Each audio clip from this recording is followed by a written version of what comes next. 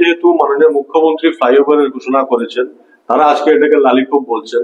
আগামী কয়েক মাস পরে বা 1 বছর 2 বছর পরে তারা আবার বলবেন যে এটার কাজ কেন এরকম হলো না, কেন সেরকম হলো না, এটাও তারা বলবেন। আপনারা লিখে রাখতে পারেন আজকে। Welcome. This is Sharmi Datta for Channel NE24. MLA Dipayan Chakravarti announced that the Silchar flyover construction will begin in 3 to 4 months, with Chief Minister Himanta Biswa Sarma laying the foundation.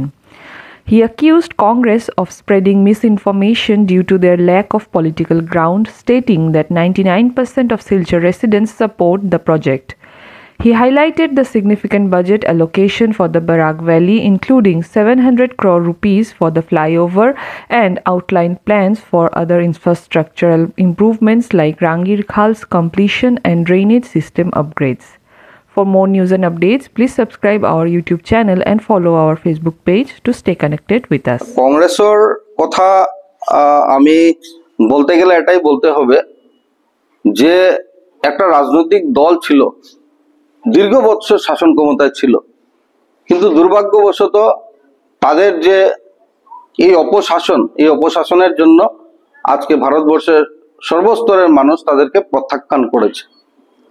আর যখনই কোনো নির্বাচন আসে, নাটক করার জন্য, stunt করার জন্য আমরা লক্ষ্য করি অনেক কথা বলেন। আমি তাদেরকে আপনার মাধ্যমে প্রশ্ন করতে চাই যে এই যে ললিপপের কথা আপনি বলেছেন, এই ললিপপের কথা বলে আপনি মানুষকে বিভ্রান্ত করতে চাইছেন, না আপনারা ফ্লাইওভার না হোক তার জন্য আপনারা পদক্ষেপ নিচ্ছেন? এটা আপনারা আগে ক্লিয়ার করুন। যে জায়গায় দাঁড়িয়ে রাইটসকে আমি বললাম কাজে লাগিয়ে একটা সার্ভে করে জনগণের জনমত নিয়ে আর কাজকে আগ বাড়ানোর চেষ্টা করে যাচ্ছেন, মাননীয় মুখ্যমন্ত্রী যেটা মুখে বলেন সেটা করে দেখান।